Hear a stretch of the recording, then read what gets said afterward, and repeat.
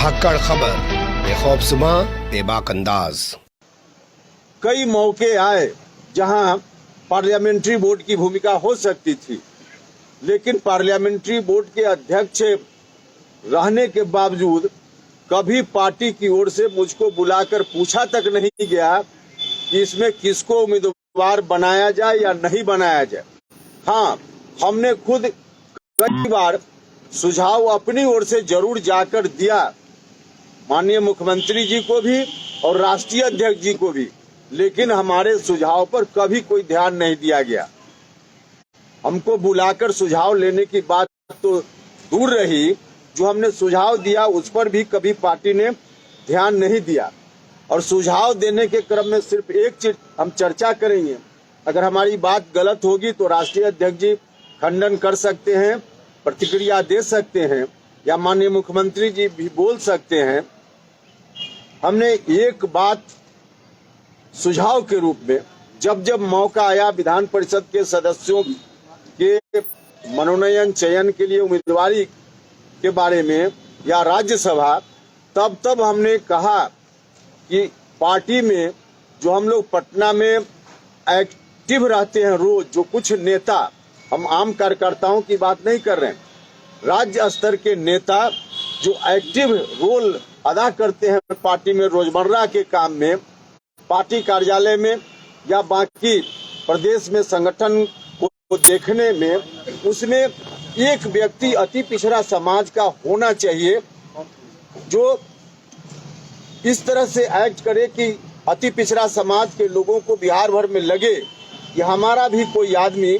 Decision making process में party में है, एक जगह पर जहां हमको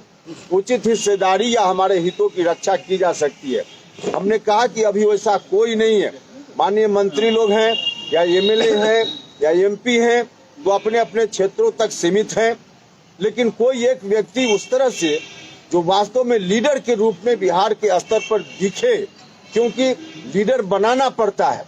और लीडर बनाना का मतलब है कि कोई व्यक्ति किसी को लीडर नहीं बना सकता है, उसमें लीडरशिप का क्वालिटी होना चाहिए। तो जिसमें लीडरशिप का क्वालिटी है, पार्टी नेतृत्व की यह जवाबदेही रहती है कि वैसे किसी व्यक्ति को ला करके पार्टी में उचित जगह पर उसको रखा जाए, ताकि उस समाज के लोगों के बारे में वहाँ जरूरत के हिसाब से वकालत कोई कर सके। तो हमने कहा कि वैसा कोई व्यक्ति नहीं है, इसलिए आप किसी एक अति पिछड़ा समाज के व्यक्ति को जो पार्टी में है मजबूती से और उसके अंदर लीडरशिप का क्वालिटी है, उसमें से किसी एक व्यक्ति को आप राज्यसभा में भेज दीजिए या एमएलसी बना दीजिए, ताकि पार्टी में आगे आने वाले दिनों में अति पिछड़ा समाज से भी लीडरशिप उभर सके, इससे पार्टी को लाभ होगा। हमने यह बात उनसे कही, जब मौका आया सुझाव का तो हमने उनसे यह बात कही। अति पिछड़ा समाज में हम यह नहीं करें कि पार्टी में लोग नहीं हैं, बहुत सारे लोग हैं, माननीय मंत्री लोग हैं, राज्यसभा में सदस्य हैं, लोकसभा में हैं, विधायक हैं, लेकिन अधिकांश लोग या तो अपने अपने क्षेत्रों तक उनकी जवाबदेही सीमित रहती है, या माननीय मंत्री भी हैं तो उनके बारे में भी तो आप सब लोगों ने देखा ही है कि किस तरह से उनका अधिकार अपने विभाग में अधिकारी जो है वही चलाते हैं। माननीय मंत्री जी का कितना चलता है। अभी से 1.5 साल पहले 2 साल पहले एक बार ट्रांसफर का एक मुद्दा आया था, तो अति पिछड़ा समाज के एक माननीय मंत्री जी ने तो इस्तीफा देने तक की बात कर दी थी। तो मंत्री के रूप में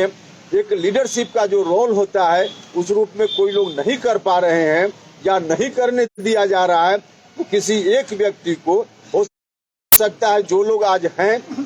अति पिछड़ा समाज के लोग, उन पर बहुत भरोसा मुख्यमंत्री जी को नहीं हो, तो उस रूप में मुख्यमंत्री जी माननीय मंत्री जो हैं अति पिछड़ा समाज के एमएलए एमपी हैं, उनके ऊपर अगर भरोसा नहीं हो तो जिसके ऊपर भरोसा हो उसी को किसी एक व्यक्ति को ला करके राज्यसभा की सदस्यता दे दे या विधान परिषद की सदस्यता दे दे और पार्टी के मुख्य रोल में उनको रखे, इससे दल को फायदा होगा।